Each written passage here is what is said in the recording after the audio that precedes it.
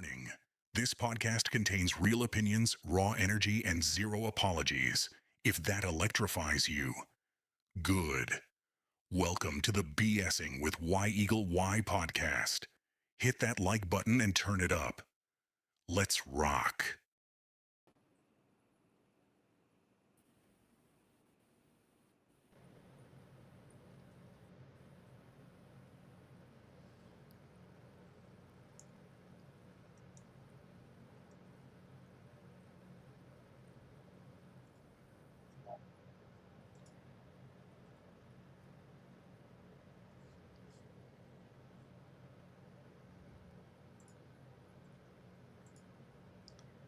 All right. A little technical difficulties at the start, but it's Rob, and welcome to the show. It's hard to believe it's been almost a year since you guys have last been on the show. The last time we talked, there was a lot of excitement about what was coming next. And now here we are with a Green Day tribute release, which is streaming now, and the CD is to be released on August 7th. So before we jump into everything, Mario, I just wanted to say thank you. You made sure the Ferg and I got an advance copy of the Green Day Tribute album, Vol.3, before its official release date. And we really appreciate that. Having the chance to sit down and listen to the entire album ahead of time gave us a better perspective on what everyone involved created.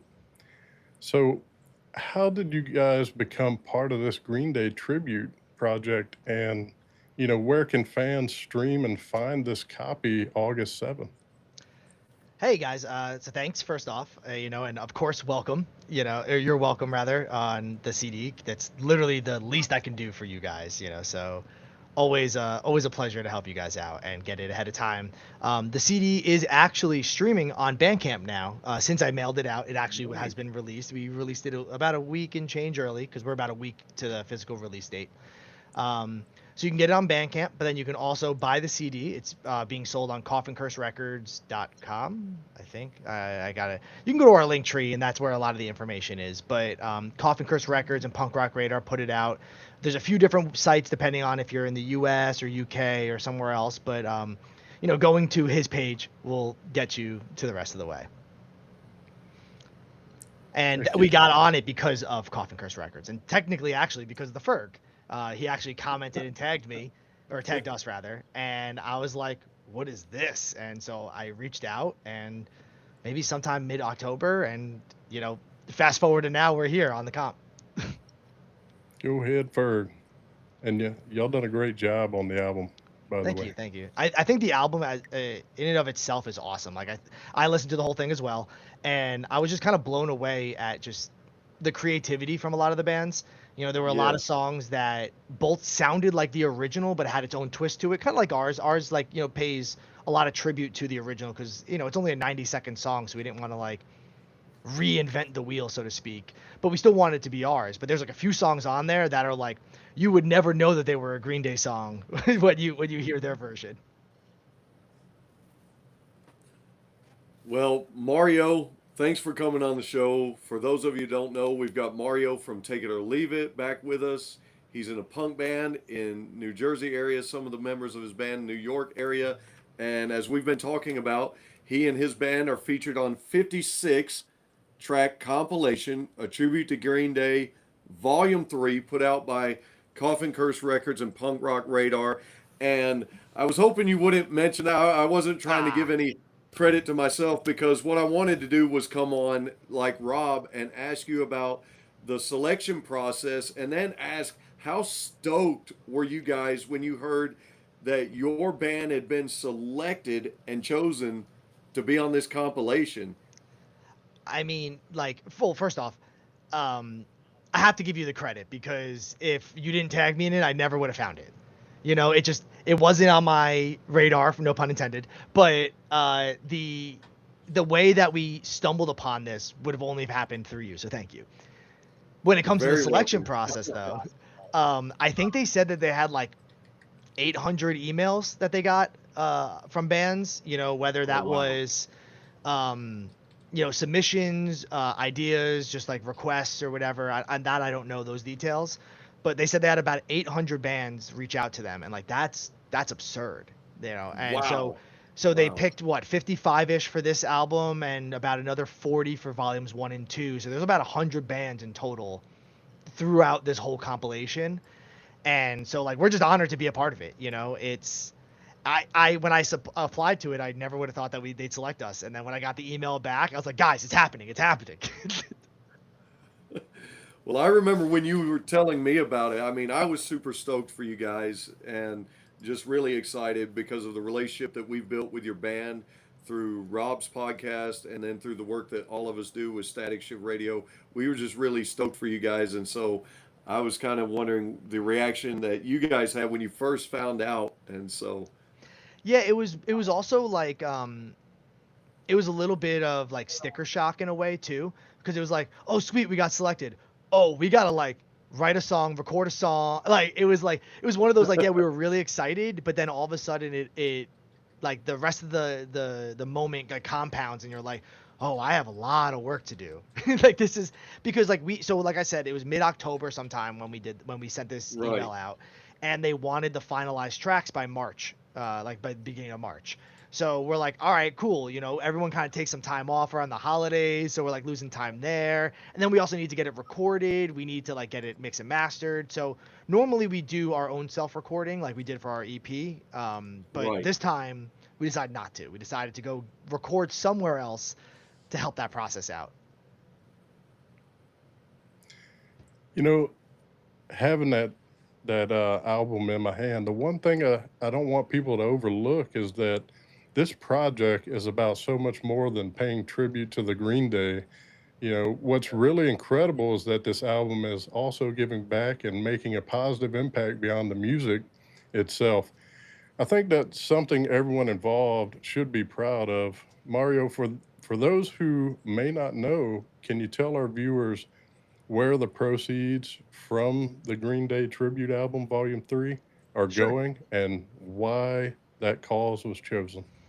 So I'll kind of answer them in reverse.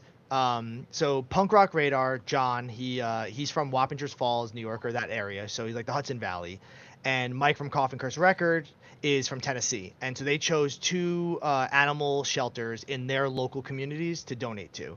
So it's going to C.A.R.E of Dutchess County and Young Williams Animal Center in their respective areas, cities. I don't know exactly like pinpoint location, but the reason that they did it is like, and they do this with all their tributes and all their like work, like they're constantly giving back to the community. Like these guys are givers, not takers, in every sense of Excellent. that phrase, And like I was just with them up in Poughkeepsie in mid-July, like what now, 2 weeks ago? Oh my God, like feels like a year ago. But I was just with them, and like they are just so nice and like so willing to like help and do stuff and whatever it is. So like they wear this on their sleeve every day. They're not the people that are just saying like, oh, we're gonna do this tribute and we put it to proceeds and like it makes us look good. No, like these guys are they're living this. They work hand in hand Excellent. with these types of animal shelters, or other donations that they might be working on. So like it's freaking awesome, man. And like that's one of the reasons that we loved it too, because to us, like, you know, we're not in this to make a profit. If we were in a band to make a profit, then like we're definitely in the wrong industry. So, but yeah, that's the little bit of background for the donations. And That's I awesome. don't know exactly how like the dollars fall, like how much they raised or anything like that, but it's essentially everything from everything past the cost of making it is going to the proceeds, or going to the benefits, That's the cares. that's super awesome, and that's more motivation for those of you who are watching. Not only if you're a Green Day fan, not only if you love punk rock or any form of rock and roll music, and you just want this as a collector's item or to listen to some new music or some old music in a brand new way, this gives you a good cause to contribute to other Absolutely. than just picking up physical media. You're doing two things. You're supporting physical media, you're supporting the bands, but you're also supporting these great causes.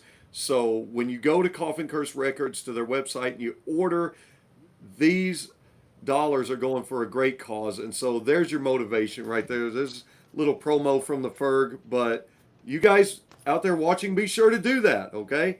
I actually just dropped the link in the chat too because, I'm never not working. So if you're watching, wherever you're watching, head on over to Coffin Curse. Yes.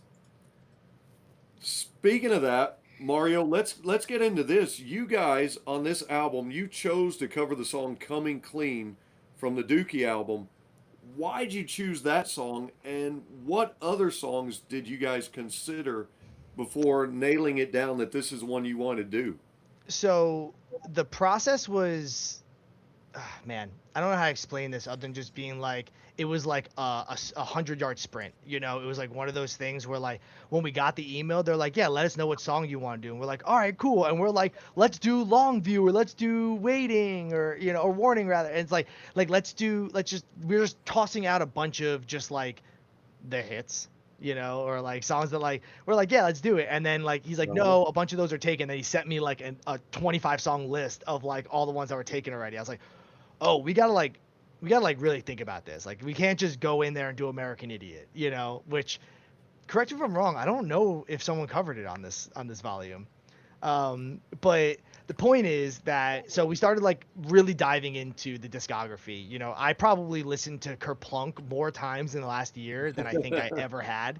Because it's an awesome album, but like when I was younger, I just didn't appreciate it the same way that I appreciate it now. So it was one of those things where like I started there and I kept kind of going through everything, but like Kerplunk and Dookie were like the two that I kept falling back to. Yeah. It just like felt like that was kind of the vibe that we already played. Not that like we don't sound like modern Green Day, but like we definitely have a lot more of that like let's just play fast, let's play raw, let's just like strum out the chords, don't even worry about it, kind of vibes. So we floated a bunch of songs out. I think probably had about like I don't know 6 or 7 in our group chat going at any given time that we were like looking at. Jar was one of them. Nice. 80. What else is on that list? 2,000 Light Years Away. There were a few. I think One of My Lies was on that list as well. So we had a bunch of ideas, but it really came down to like we're like, what's a song also that like no one else is gonna pick? There's 100 bands on this compilation. Let's pick one that we think that no one else is gonna go with. No, yeah. And Coming Clean was our answer, and so we put that as our front runner on when we put our list down, and they were like, book it, you're good. And we're the only band who I think did Coming Clean across all 3 volumes. So that's pretty cool. Nice. So we're pretty happy about that. It's just cool being like original in that sense, not that the other bands aren't doing their own originals and stuff, but I like that like we're the one. Heck yeah. So yeah, that's pretty much. We probably listed a ton of other band or a ton of other songs too, but like we also knew that we were against the clock, so we needed to pick something that was easy is not the right word, but something that like we already like felt really strongly about what the end result will be. And Coming Clean was like one of those where like as we were talking about like, oh, we hear harmonies, we hear like alternating vocals, we hear some backups and like the solo, so we're like, all right, cool, let's do it, send it.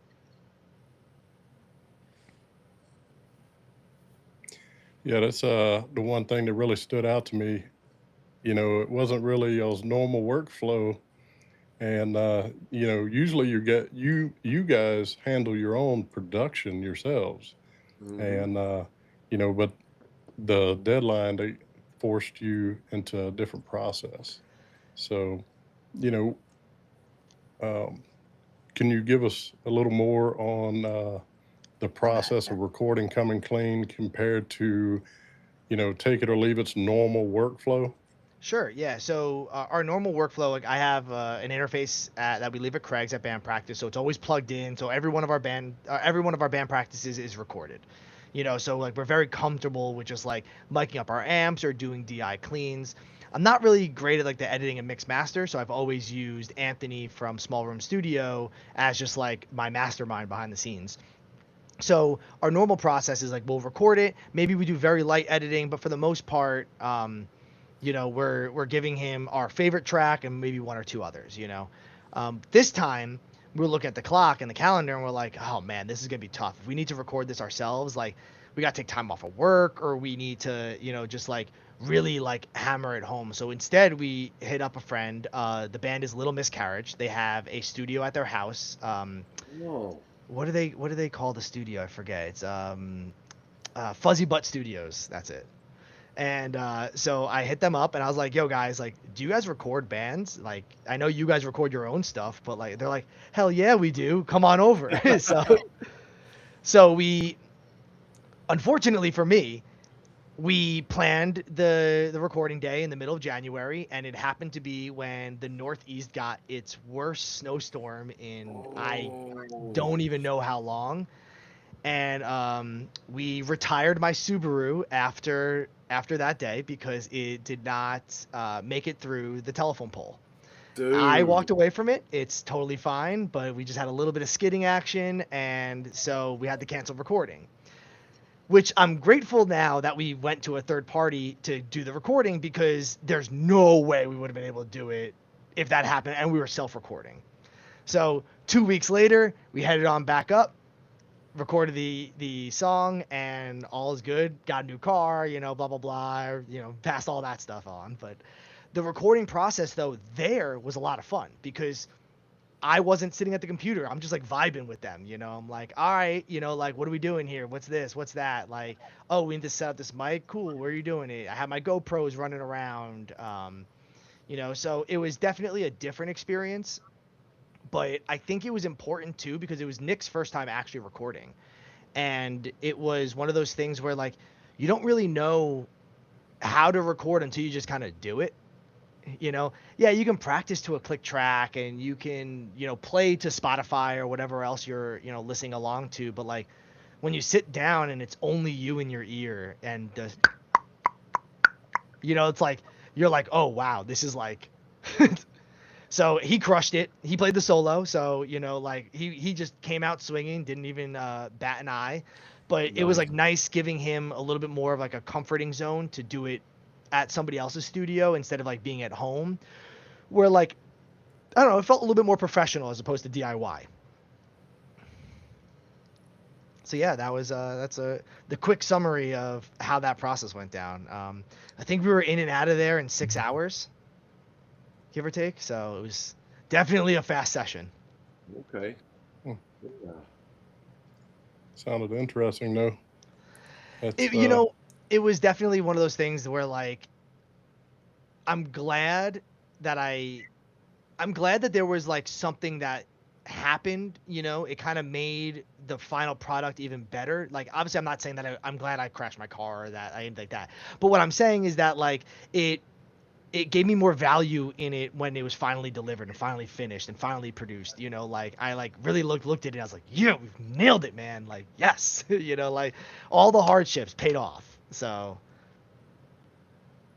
yeah, Heck yeah. Something to be proud of at the end of all that process. exactly. Yeah, everything's got its ups and downs. So what's life without a little bit of hurdles to jump over?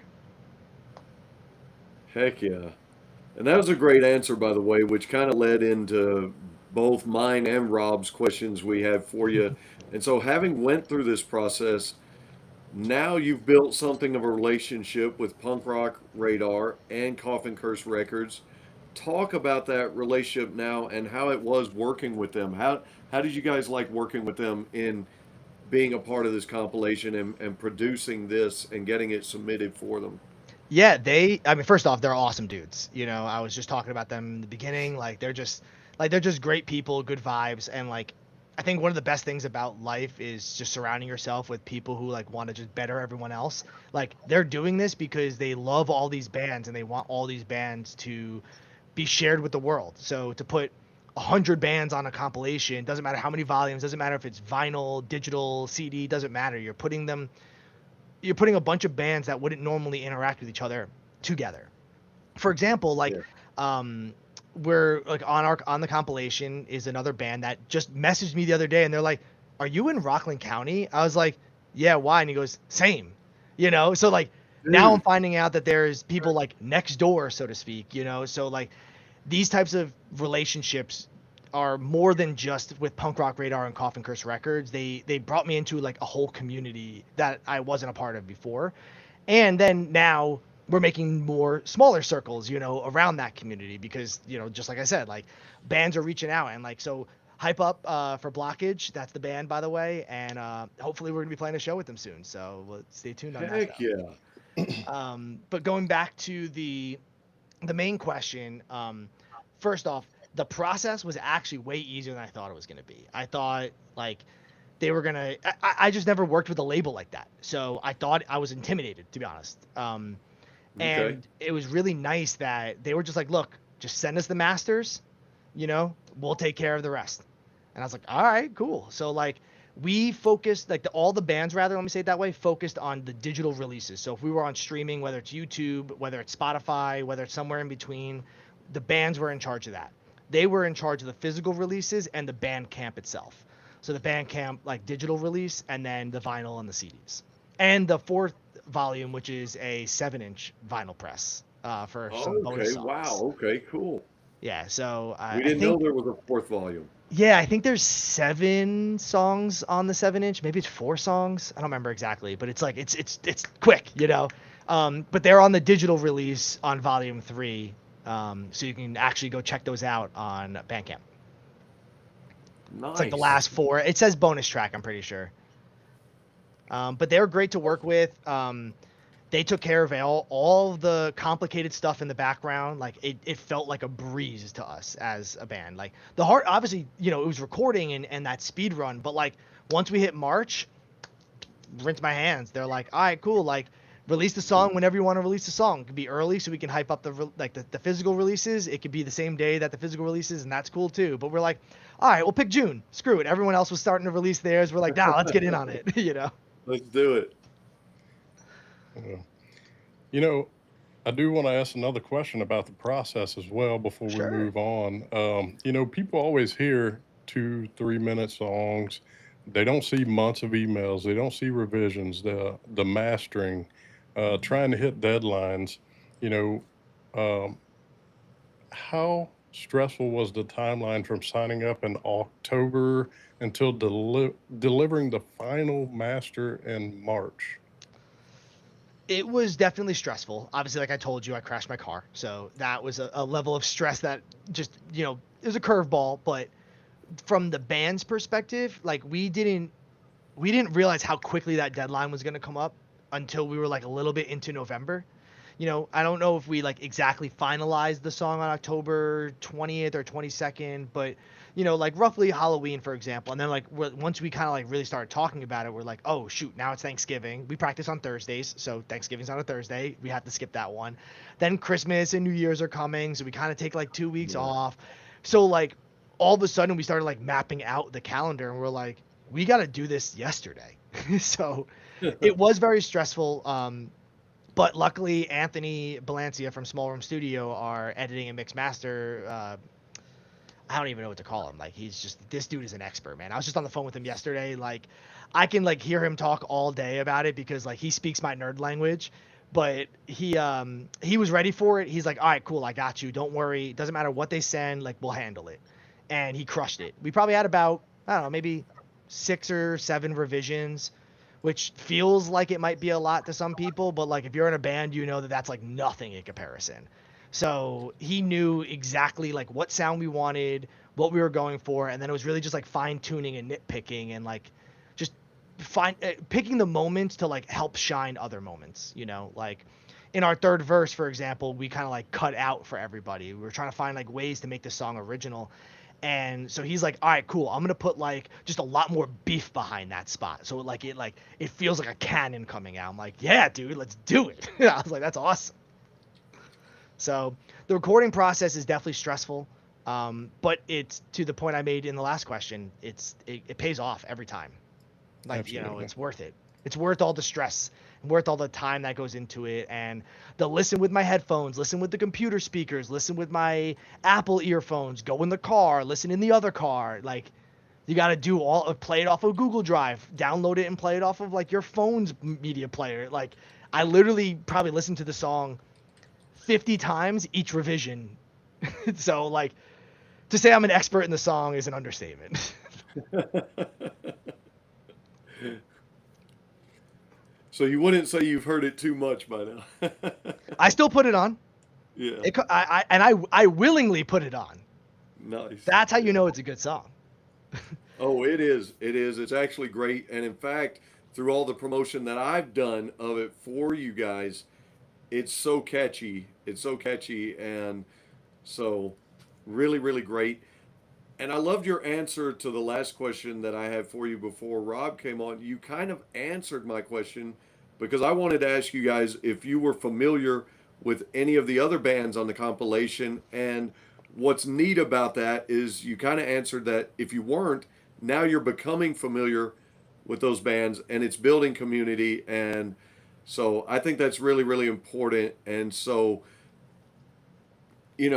did you guys know anyone prior, or are you just now meeting them and building that community with those bands? That's a great And question. yeah, You and know, oh, here's go. another question I'll throw in there real quick because I know Rob wants to ask you something else, so I want to throw this one in there. Are you and the band planning on seeing the Green Day movie Nimrods that comes out in theaters August 14th? Come on, man. Of What kind course of I'm gonna go question is see. that? He says. Of course I'm gonna go see Nimrods. I actually, I think I just signed up for one of their contests to go to the red carpet and like perform there. There's, Dude, Oh, I don't know, I don't remember. Oh, I gotta dude. look it up. I commented somewhere and there's a submission form. So like, who knows if we're going to Cali, but it'd be pretty dope. that would So be of course I'm awesome. going to see Nimrods. We'll see what state it is, that I see it. So, but to kind of circle back, actually, there is a band that I want to talk about that's on the compilation. So oh my God, man, this is, I guess, middle school for me. Sorry guys, but 2003, give or take. I was friends with my buddy, and I want to say we were at his house, and he showed me this band, this song, and the song is "Saturday Every Day" by Tokyo Rose.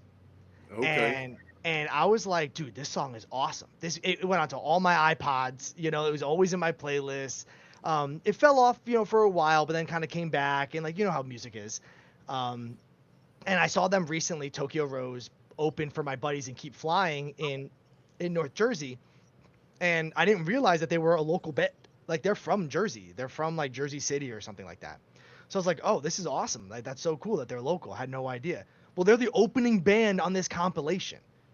This Mhm. band that I learned about 20 plus years ago, with my buddies, just sitting in his room, just like listening to music. I'm on a compilation with them. Like, what is going Heck yeah. on here? That's so cool. So I did know some of these bands. I didn't have a relationship really with any of these, but like in hindsight, I'm like, damn, like how did I get here? That's awesome. Yeah. Yeah. Being able to listen to the album, ahead of time was, which is a great opportunity, Mario. And I can't thank you enough. Of There course, was, of course. Yeah. you mentioned there were songs that, followed the Green Day, but they put their own spin on it. And, I have to say, the one, there's several I like, but one that really like, Oh, it's track 3, whatever. yes, Yeah, yeah, I knew it Water the was. tower. banjo, Yeah, Hmm. the Water banjo and Tower. the fiddle, Hmm. Water Tower. I think they have a So, music video for it too. man, Uh, I was like, yeah, when I hit 3, I was like, oh, what is this? It's like, what yeah. is I this? immediately texted my wife and I was like, "You gotta come in here." I was like, "You gotta come in here." There's a few songs that were like that, that like really like genre flipped it. There was a few that Hmm. did like the gender swap too, where we had female vocalists. Yep. Hmm. Um, Off the top of my head, I'm pretty sure whoever did the cover of Maria like put some ska in it. I think there might even be horns in there. Yeah. I Um, think there's a metal track on one of Yeah. them yeah, too. There's a rock. Yeah. Yeah. super heavy, like Yeah. to me heavy. Everyone done a great job, man. I love the fact they put their own spin on it. You I know. think they did a good job too with the track listing. Like I love like certain songs going like Brain Stew going into Jaded. They don't flow into each other like the CD does, like the original does. But I still like that the progression of them. Like that, I don't know, because I'm ready to sing it, you know, when I'm done, you know. So like I just like naturally progressed to it. I'm like, oh sweet, they did that, and they kind of like grouped a few songs together that were like that, you know, like either like same vibe or like the same album that they're all covering. So Yeah. it was the compilation I'm very impressed with. Not that I didn't think I wasn't going to be impressed with it, but like it still exceeded those expectations. Heck yeah. Heck yeah. Yep. Mario, you produced the first release party I did. for this album here just a little while back. Was it? It was July 18th. Am I correct? That is correct. Yeah. Tell us about it. Talk about that a little bit. And Sure. Yeah. being the So producer, because for our viewers who don't know, Mario not only does a lot with his band, Take It or Leave It, but he does a lot of producing professionally and for some of the projects that we work on. And he produced this release party. So for our viewers, that's why I'm asking him about this. well, I'm not producing now, so that's awesome. Right. But shout out producer, you know, always behind the scenes. But the so July 18th they announced that they were doing the first release party for all of the tribute compilation. So it wasn't just focused on volume 3. They had bands from all 3 volumes. I guess technically volume 4 is like kind of mashed into volume 3. So I don't know if they had an extra one from there, but not the point. I digress. So they were having a party and they wanted to do it in John from Punk Rock Radar's like hometown area because, you know, that's where he grew up listening to Kerplunk and Dookie and wearing out his Green Day shirts, as he said, you know. So he's like, we're going to have a party in my backyard, so to speak. So we went up to Reason and Ruckus in Poughkeepsie and we threw, I don't know, maybe 6 or 7, maybe even 8 bands played. All of them played their Green Day covers, and they actually recorded that session, and they're gonna press all those Green Day live versions onto a vinyl too. So I don't know if that's available on Bandcamp or on Coffin Curse Records, but he's definitely the one who's gonna be leading that charge. So if you want in on that, go follow his page. But I reached out to John and Mike and I was like, hey guys, like I do live streaming, like Poughkeepsie's local enough to me that like I'd love to come up there and produce the event. You know, not everyone's going to be local to Poughkeepsie. And it's not like, it's a little different if you're like playing in like LA or Jersey. It's like easy for like a band to kind of fly in. Poughkeepsie's, if you don't know, is in like the Hudson Valley. It's probably like an hour and a half north of Newark Airport. So it's not just like oh, let me just like hop into town. I'm like right there. Like you got to rent a car, rent a van, you know. But we had bands coming in from Tennessee. That's where Mike's from. His band played. Man, I'm gonna botch the rest of them, but I know that there's like not many people were from the local area. There's 1 or 2 bands, and then everyone else kind of traveled in for this. So it was really cool. And then so going back to the production side of it, I hit them up. I was like, hey guys, I want to produce this, and he's like, all right, let's do it. What do you need from me? I was like, all you gotta do is give me access to your YouTube account and I'll take care of everything. I don't need you to think about it. You know, like I got you. Don't worry about it. So I brought my laptop, brought my camera, brought my buddy to help me produce it. We ended up having a 3-camera shoot. We had a GoPro like slammed up against like the ceiling so that we can get like a top-down view. We had like a roaming camera, 2 on tripods. The roaming camera wasn't working too well, so we had to kind of stop doing that. But like, we were like, like if we're gonna be here, let's just send it. And they were doing interviews with bands. So before they would go on, they'd be like, what song did you do? Why'd you do it? How long you been listening to Green Day? All that other stuff. So it was really cool, just like being with everybody on this compilation. Like we're all like-minded hobbyists / professionals doing this. So like, hell yeah, let's go. Let's all go do it and make this better. So I told them straight up, I was like, look, we're doing this compilation for charity. I'm doing this for charity. Don't worry about paying me. Like this is, I'm giving this to everyone else. So like, treat this as my gift to our animals that need care. Hell yeah. And I'm a pet owner myself. I got cats, so like it hits close to home, you know. And I watch my buddies' dogs all the time. Whenever they go away or like they have like a wedding or on vacation or whatever, they just call me. I'm like, yep, I got you. Don't worry. Like I've been through multiple iterations of their, you know, some dogs have passed. Same dog sitter carries over. So I love me some animals. So it's like this hit home. Heck yeah. Well, you know, as exciting as this Green Day tribute is, it's also kind of the bridge into the next era. of Take It or Leave It. You've been teasing new music live for about a year now and Mhm. scheduled to play a new song, Therapy, on the upcoming Static Underground show, August 8th. What's different about this next chapter compared to Tunnel Vision? So Tunnel Vision was a lot of it kind of came together in like a very quick moment. So I'll actually reverse all the way back to day one. I got a call from our a mutual friend of mine between me and Craig, our first drummer Larry. He's an old coworker of mine, and he called me. He's like, "Hey man, like I'm looking to start a new project. You down to jam?" I was like, "I'm always down to jam. Come on, like what kind of question is that?" So then I met Craig and he's like, "All right, cool. Like let's play a show." I'm like, all right, slow the roll. We're just jamming, you know?" And he's like, "I booked a show." And I'm like, "All right, well we need music now."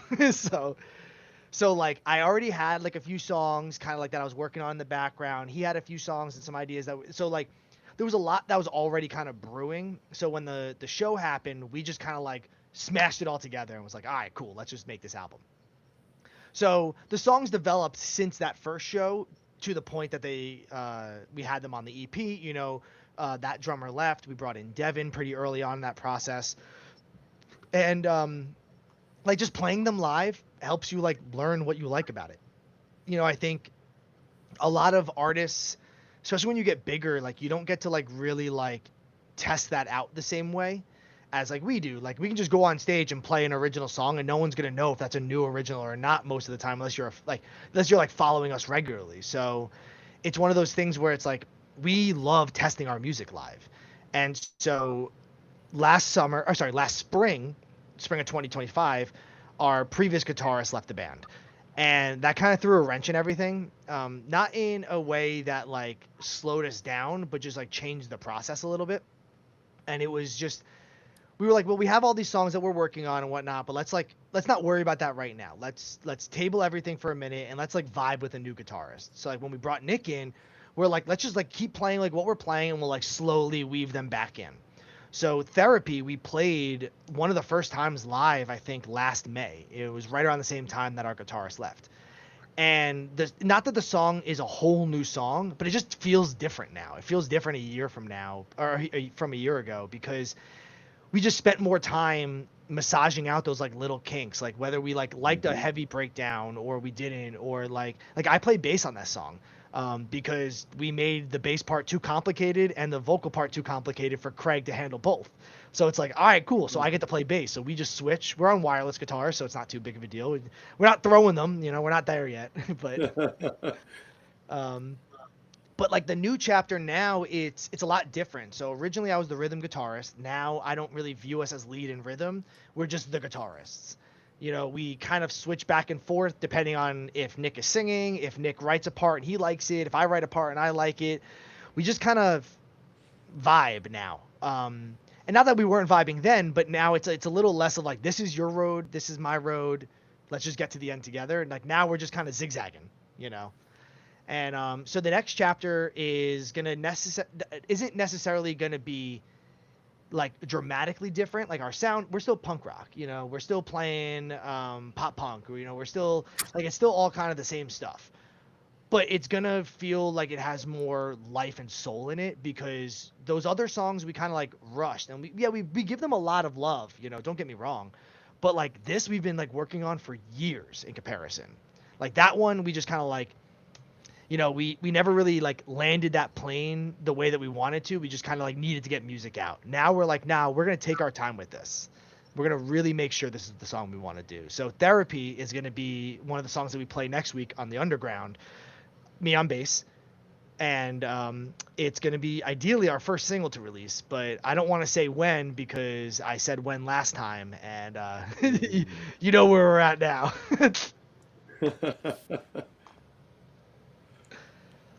Well, dang it. I was hoping to ask you about a release date, but I We're will ask you this. I'll say fall winter. Fall Okay. winter. I will ask you this.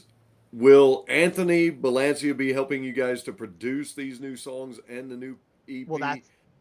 that's why I was on And the phone where are with him. you guys recording the tracks? So we're gonna record them at home this time. Okay. I actually hit him up the other day. I was like, hey man, like I did a demo. I want you to check it out for therapy. And he's like, dude, this is a demo? Like, really? And I was like, yeah, like, I don't know. I just like kind of threw it together. He's like, you're on the right track. Like, you're crushing it. Like, so we feel a lot more confident now about our recording process, that it feels a lot less intimidating than it did a year, 2 years, 3 years ago. So we're going to be recording it ourselves, setting it to Anthony for his magic fairy dust that he puts all over it. Heck yeah. Okay. Good deal. And that's the reason why, when we were on the phone last night, him and I were just shooting the shit about like the nerd shit, mic placement. Hey, you want to make sure that you're this far away from the snare drum, or you want to make sure that you're this height away from the cymbals, or like make sure you do a clean track and a dirty track so I can hear what the amp that you like the sound that you like, and then give me the regular guitar without any distortion so I can put that distortion on, you know? So kind of going through all those like processes. If you're not familiar with it, you know, behind the scenes, there's a little bit of a peek behind the curtain. Mm-hmm. Well, Mario, without giving too much away, what makes therapy special to you guys? Man, I don't know if you guys feel this way, but music is so therapeutic. Yes. And this is one of those things we talk about it all the time. So we actually canceled practice this week because it's Craig's son's birthday. And just scheduling and timing wise, just like a lot of our lives just like didn't align the way that we wanted it to. So it's okay. You know, you miss practice when, you know, family first, I said, you know, so it's like, it's okay. Absolutely. But I was telling Devin, I hopped on a call with him yesterday, our drummer, and I was just like, man, dude, like I really needed our therapy session today. Like I really could have used it. So like that's really why it feels so impactful to us, because music is therapeutic. You know, this is a language that we're speaking that only really the four of us speak together. Like you guys get to hear us speak it, but like we are speaking it to each other, you know, in a way. And so this song kind of like really embodies that. It really like Craig yells in it almost, you know. He's like mad that like we're trying to like, you know, exert our feelings and our emotions, but like we're just like trapped, and like so it's like this bottle up moment that like kind of like explodes. Like we just the song kicks off right away. Like he leads the song off. There's no counting, there's no nothing. Craig just starts singing and we are running. Well, you have a question from the audience. Uh-oh. It says, it's from You Want It Pod. Oh no. Mario, when is Mario, Take It or Leave It going to record the hit song My Heart Will Go On by Canadian singer Celine Dion? Well, I think I remember hearing you on some Amazon instrument. yeah, so the very quick backstory of that, Russ Attitude shout out. But I was on the You Want It pod, You Got It, and we were just talking about the recorder, just, you know, just BSing like we're doing here, and I said some words that I then had to deliver on. So I mentioned that I knew how to play My Heart Will Go On from the Titanic movie, and he's like, no way. And I was like, all right, dude, I'm just going to order it on Amazon and do it. And then I was like, oh, shit, I have to actually do this. And so I ordered it, brought it to band practice, showed the guys, and I was like, all right. They're like, did you practice? I was like, absolutely not. I was like, this has to be raw. I was like, we had to do. So there's a video on our Instagram if you want to watch me. Russ, send me the link to that video and I'll play it. Yeah, I mean, I'll send it to you right now. I got you. I have it. Here, I'll send you the YouTube. It'll be a little bit easier. I got you. But yeah, it was an experience. I'll say it like that. I believe I saw some of that. It's great that Rob brought it up. I saw you.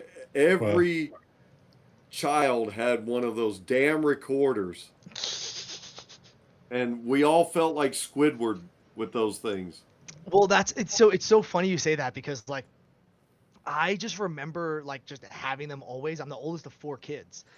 There was just somebody playing recorder for like a decade and a half in my house, you know. My mom actually, after I posted that video, by the way, Rob, I put it in that group chat if you didn't get it. I got it. But my mom sent me a picture of my younger sister. So my youngest sister, who was born in, I don't know, 97 or 98, years escape me. But she was obsessed with Titanic. Oh, here it is. Oh, no. All right, we'll watch it and then I'll come back to it. All right, guys, are you ready? Oh, no. Promised I'd play Hot Cross Buns. Just kidding. My heart will go on, and let's see what happens. So, okay. Oh, there it is.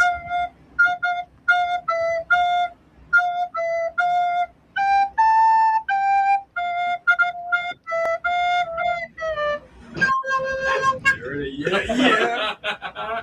Oh, what do we got?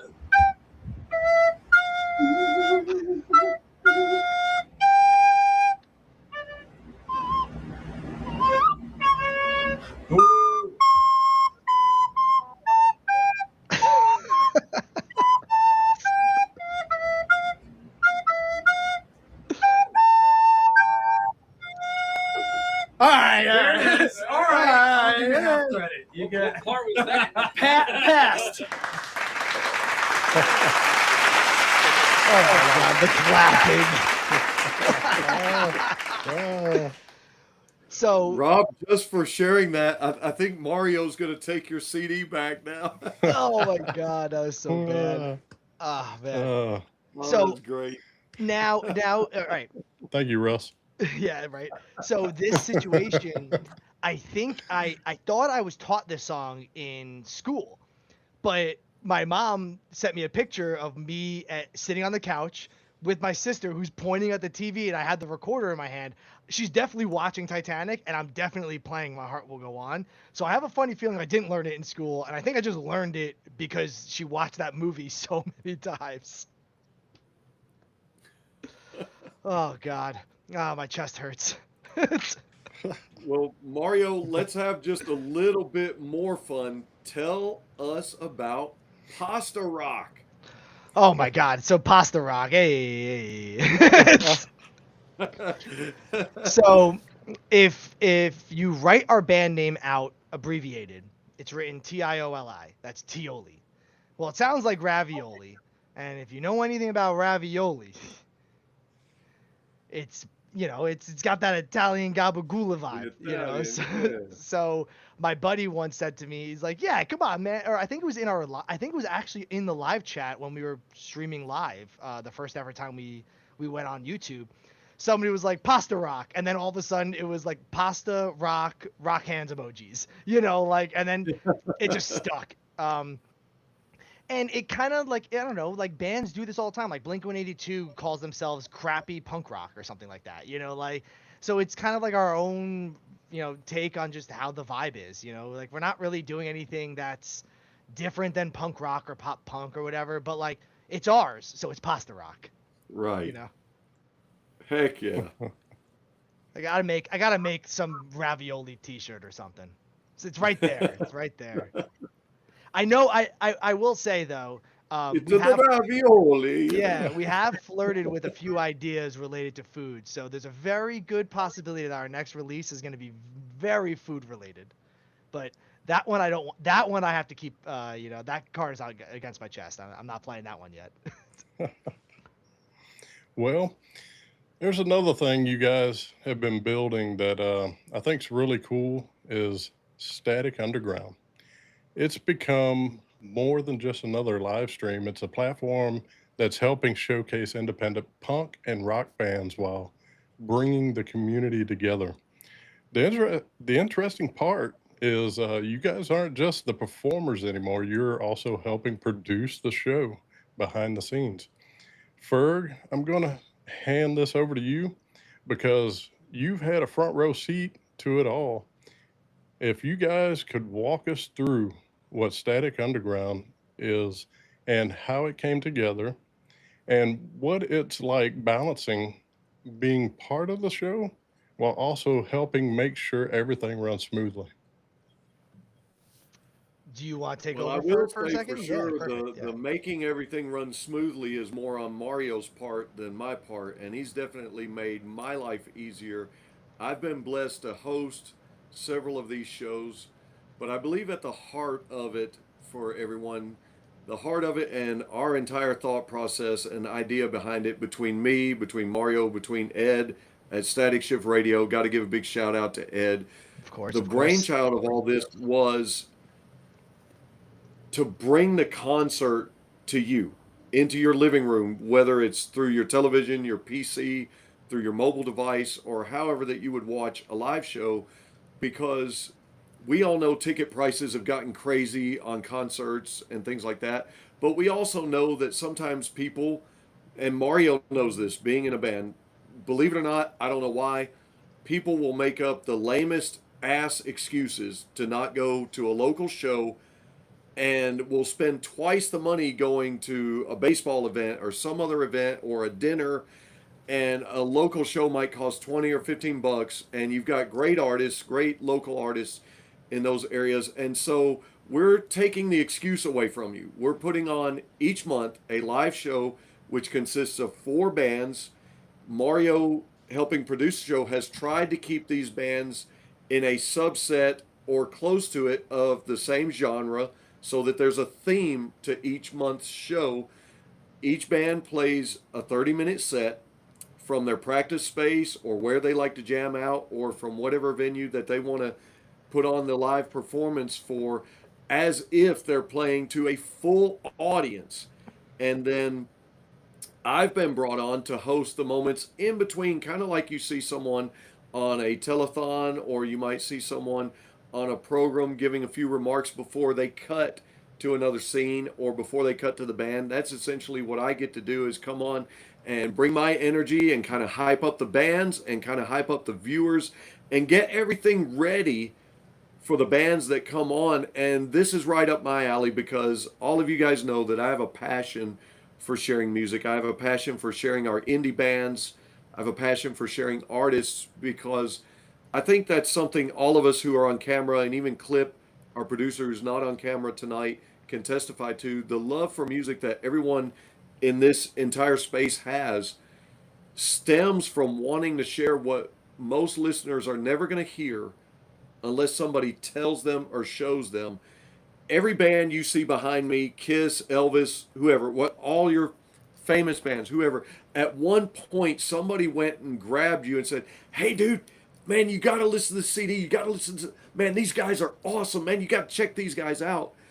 And this gives us the opportunity to do that, but in a way that's also bringing the concert right into your living room.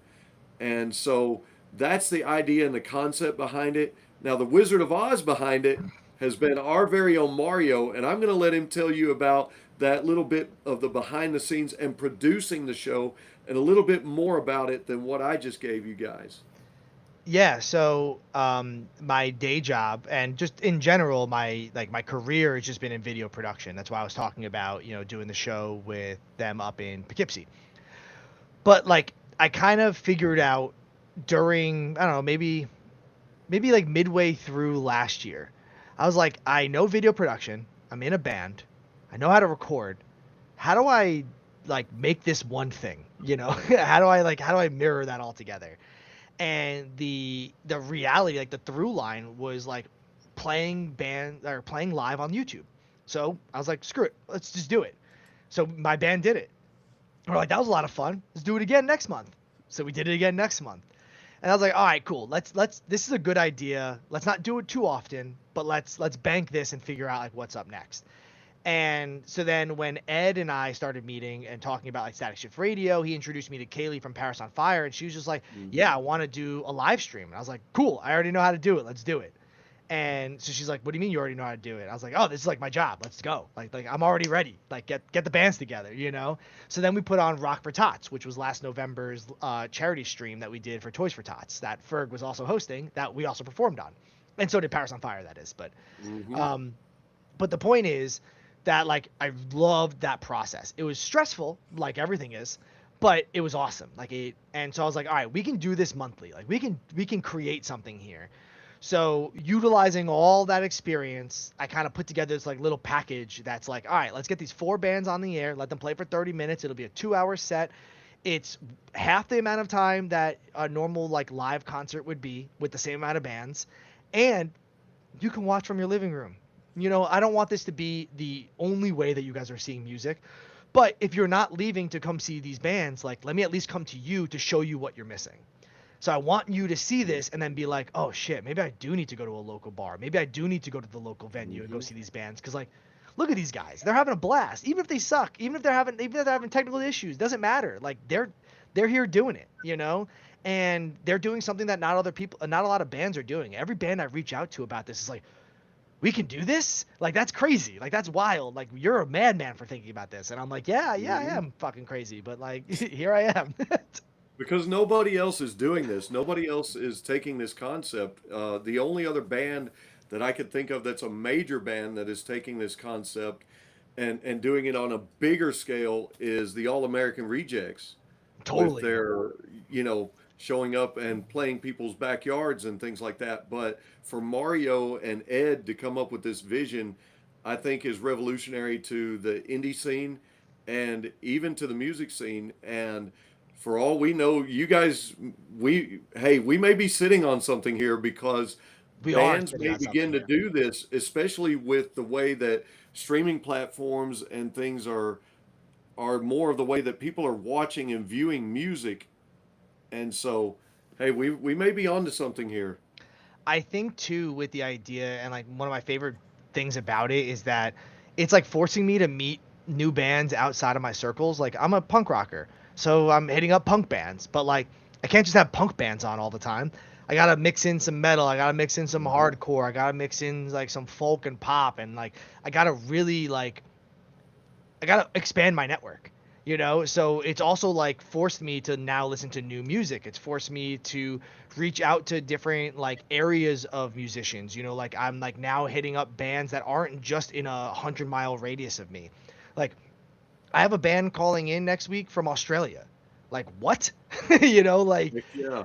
so I'm finding now new ways to make these like circles bigger. The same way that like Punk Rock Radar and Coffin Curse Records like invited me now into their family. It's like, all right, cool. Now I have a bigger circle and a bigger network, and now like I'm about to play a show with like this band that's local to me that I never would have expected because I didn't know they were even local to me. I didn't even know about them, So it's just like it's really awesome from like a consumer side as well. Like, yeah, I'm the producer, but I also like you see me behind the scenes. I'm rocking out in my Yep. chair the whole time. Like Oh I'm having a yeah. blast doing this, and it's stressful, just like I keep saying about everything, because work and life is just stressful. It wouldn't be worthwhile if it wasn't. It kind of feels like, but like the show itself, to me, is such an awesome way to showcase indie bands because you're never gonna see a band from Ohio if you're not from Ohio and they're not touring. Simply put. Right.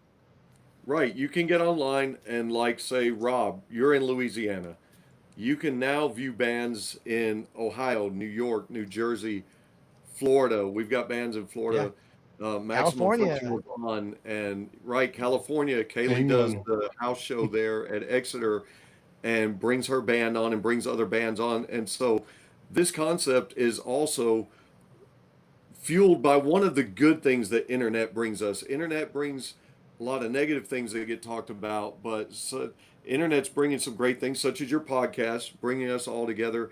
But Totally. then also these live shows that are giving people opportunity to discover bands because used to, and Mario can testify to this, the way to discover bands was word of mouth or back in the day when bands would put up flyers and everything, and if you weren't from that town, as he said, you're like, God, I can't go 4 hours away to go to the show. Well, we're bringing it to you. You can go to the show now.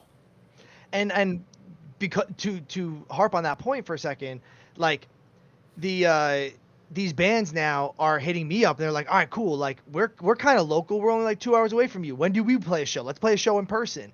Like they're all like, we're all just trying to like intermingle our network now. It's not just like, oh, cool. Like that was a lot of fun. Like I'll see you guys later. Like, now bands that are local that I've hit up that I didn't know beforehand are like, all right, cool. We're playing Porch Fest. Like, oh shoot, you're not playing the same date, but that's okay. Like, we're near each other. So like maybe we'll catch each other's set and stuff. So like, it's really awesome that I don't know. It's just it's an awesome way to bring people together. Like it's hard to make friends as adults, and like I feel like I made so many new friends because of that too.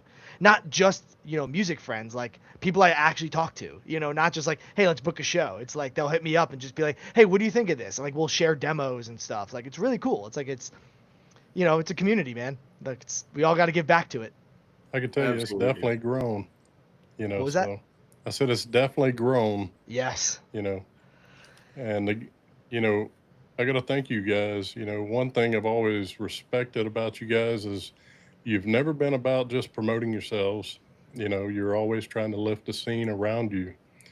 Um, why is giving back to the punk community so important to Take It or Leave It? And not necessarily the punk, but also other genres. Well, if we're not giving back to it, it won't be there. That's like just the reality of it. We need to make sure that the scene exists. There's not you can't just go to your local pub and see live music anymore. Like a lot of bars No. can't afford it. They can't afford to pay a band to come in. And like it costs money, man. Like it's like a guitar isn't cheap, an amp isn't cheap.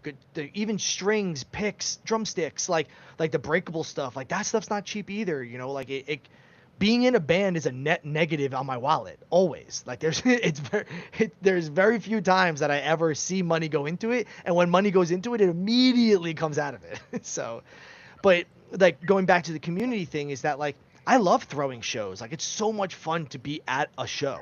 It's you just see live music performed by people who are passionate about it. Whether it's a cover band or an original band, doesn't matter. They leave it all on stage, and like that aspect of the community is like what I live for, and it's kind of why I wanted to do something like this. There was a long period of time when I was finishing up college and then entering like the professional career that like I just didn't play music as much, and I don't want to say this sentence and mean every word I'm saying it, but like I essentially quit my old career because I wanted to play more music. I didn't. I tweaked and I changed how my life was going to be. But like essentially I had to just like rip this Band-Aid off that I realized like I wasn't able to do this thing that I was so passionate about and love so much because something else was hindering me. And now that I have that time and now that I have the resources, now that I have the network, I have to make sure other people have that as well. That to me is so important. Like there's just not enough bars to play at for bands. So if I can give them a spot to play and perform for people, I'm going to give them that spot. And if it happens to be YouTube or TikTok or Facebook or Instagram or whatever, that's just what it is right now. I'd love to own a venue and host bands, but that goes back to the same problem. Now it's only local bands or touring bands and stuff. So like, this is me hosting them. This is me finding a way to be a venue to some people. And like my band is playing on it next week. That's awesome. But we don't need to play on it. Like, I don't care if Take It or Leave It's on the bill. I'm still just as excited about it as any other show. Awesome. Well, speaking of shows, you guys have several upcoming shows that Rob and I wanted to ask you about, and I know he's excited to ask you about one certain venue. So I want to ask you first about this venue. You guys are going to be playing at Olives in Nyack, New York on August 8th. In a 2025 interview, you said that your previous experience at Olives was something special. Describe that stage, that venue, the fans, and that special vibe that you guys got during your performance there, and what your expectations are going back, having had that great experience. Just talk about that venue, that experience, and what you guys are looking forward to at that venue. Ferg, I've known you for a while, and you always surprise me with how deep your research goes. So props up to you. Man. But so Olives is just awesome. Like it's such a cool venue. First off, it's like my hometown, so to speak. It's about 15 minutes from where I grew up. It's about 10 minutes, maybe 15 minutes from where we practice. So it's like, that's our home stage, Coheed and Cambria, they played there a lot. That's like one of the spots that they got big at. They actually just got the key to the city in Nyack last summer.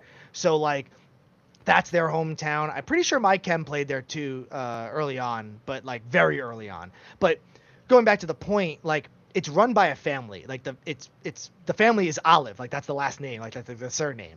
So it's like Olive's Bar, and so I love that. Like to this community point that we were talking about before, like they give back to the community. You know, the mother owns it, the kids run it. Like, that's awesome. And when I say kids, they're our age, you know, like they're adults. But like, Right. it's so cool that it's family first still, you know.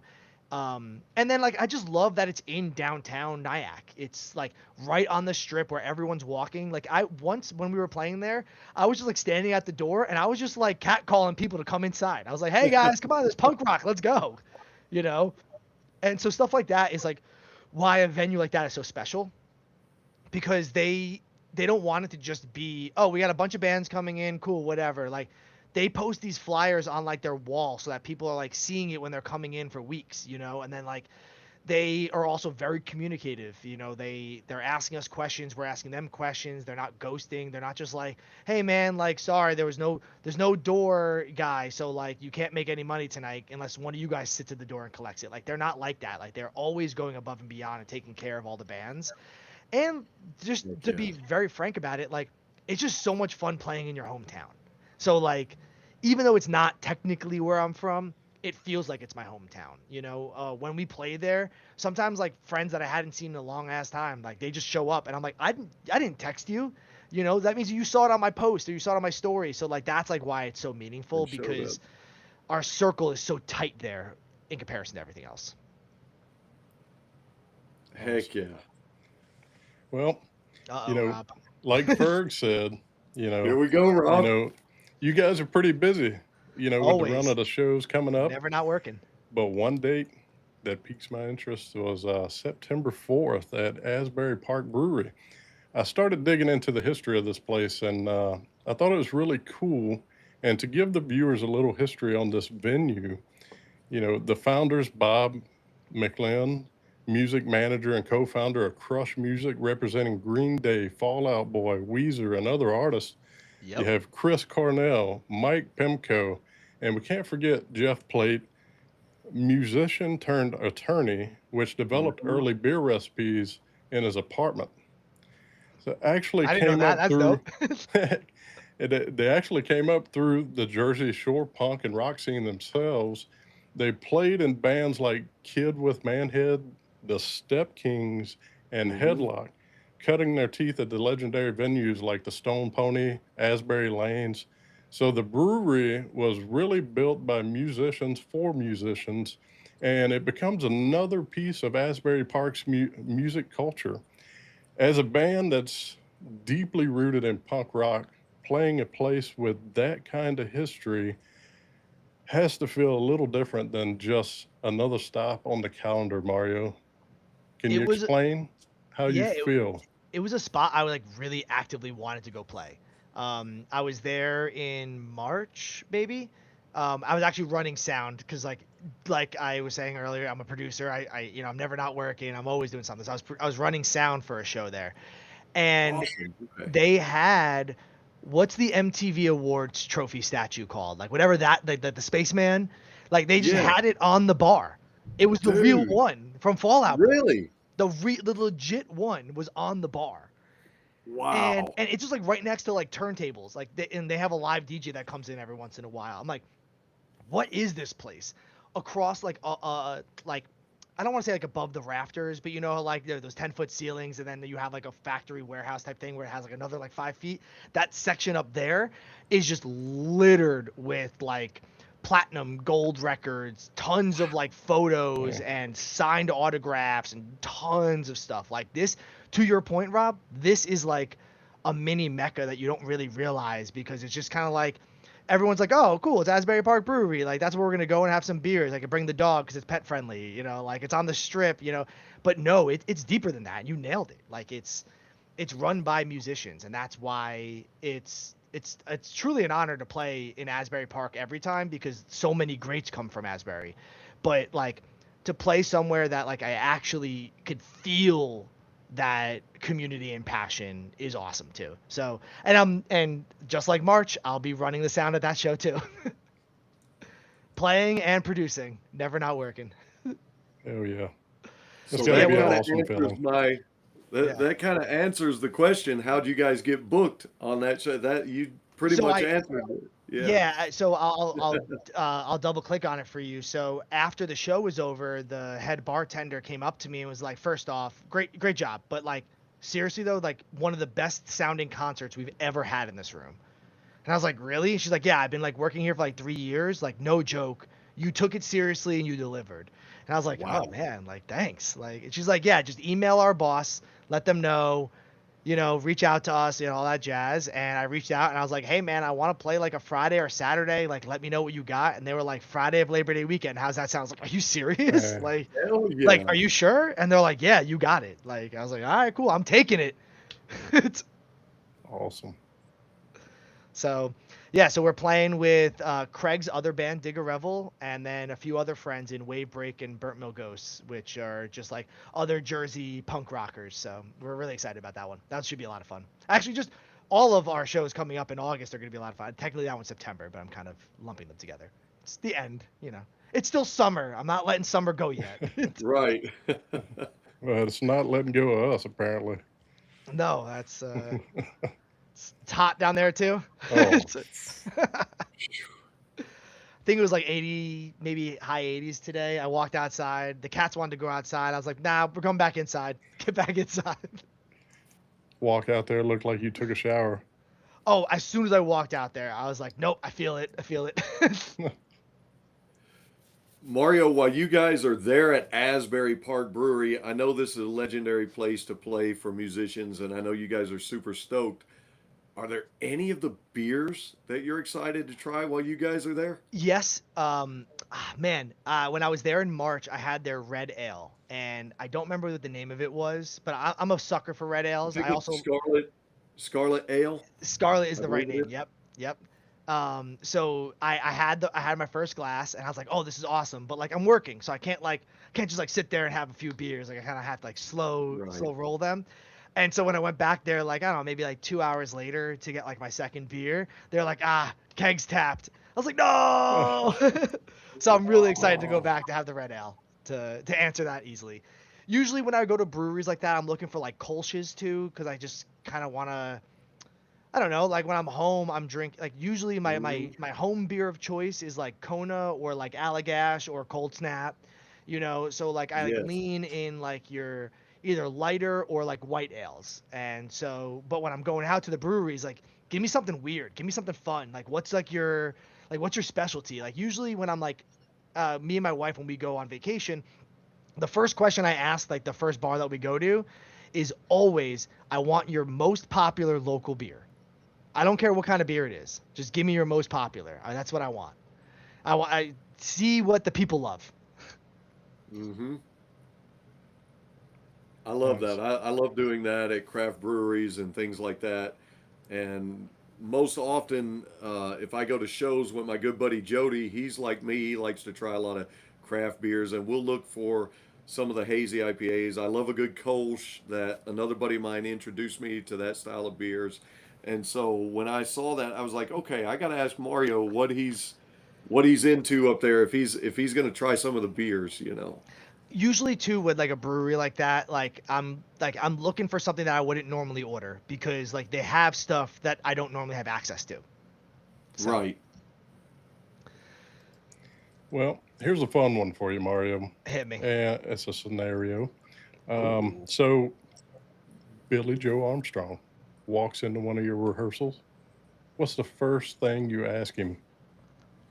How did you fucking find me? It's like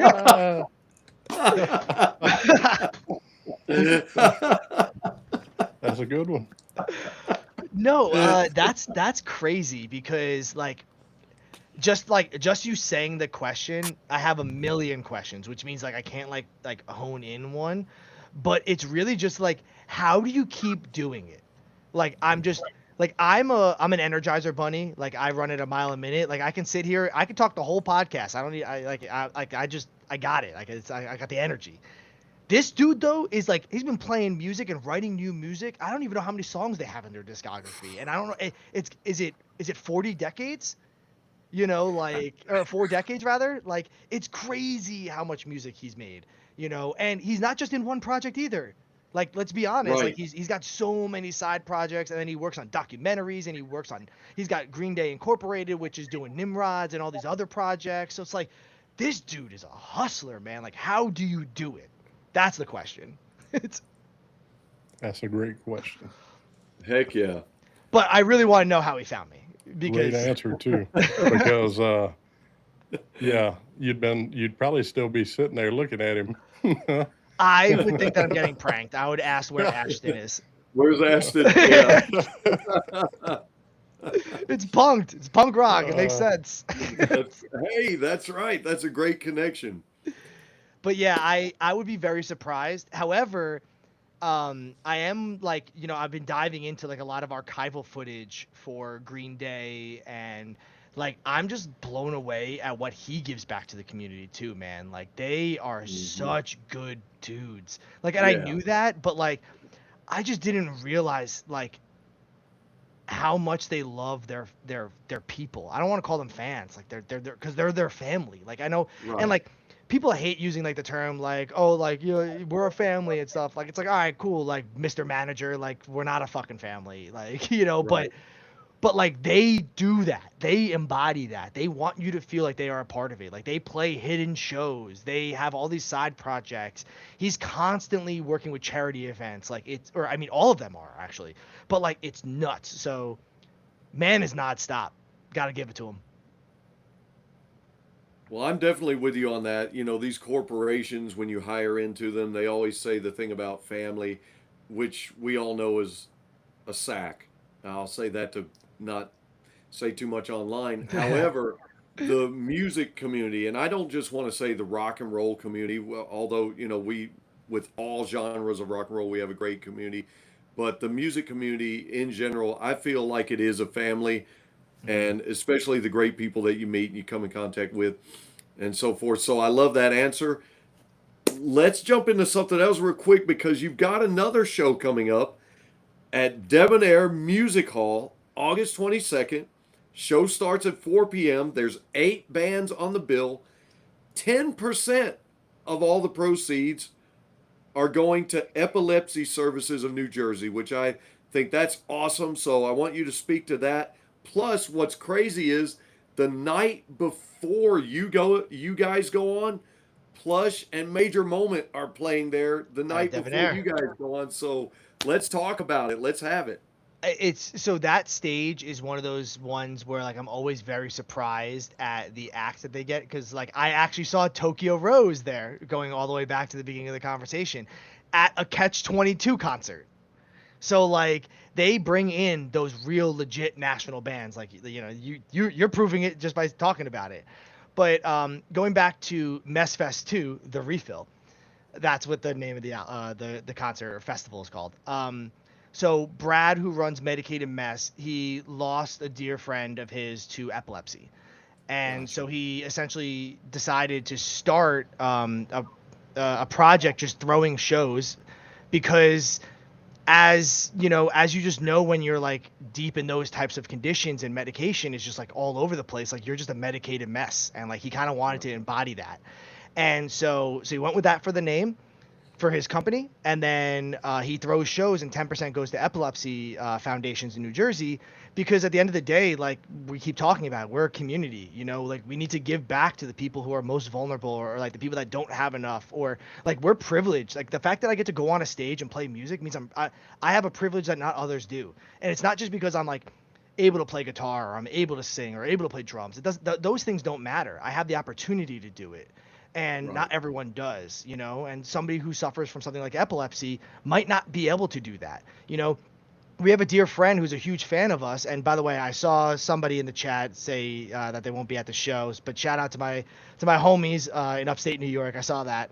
But one of our fans suffers from stuff like that, where like light, like from stage lighting is like really aggressive, and it can cause problems for them.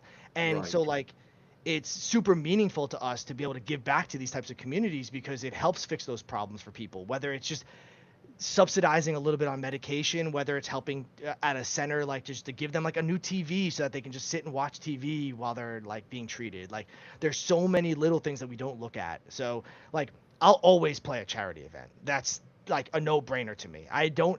It's cool to get paid at a show, but I'm not playing music to get paid. Like I said earlier, the wallet's gonna be empty. It's fine. Like I'd rather play the music. That's the passion. The money's not. And you And know, when Debonair's that's your beautiful too. passion, when that's your passion, that's when things are going to finally the bands that have that heart, great things come their way. And I've seen it over and over and over again. Absolutely. I think you're nailing it too with that. Like at the end of the day, the passion is everything. It's just like I don't need to emphasize more on it. It's that is the make or break. Well, I'll tell you, it's definitely, it feels like Take It or Leave It has taken a very large step from when we first talked. You've done Yeah. such a great job. And I really, like Mario or Ferg says, um, we appreciate you coming on the show. We appreciate the albums.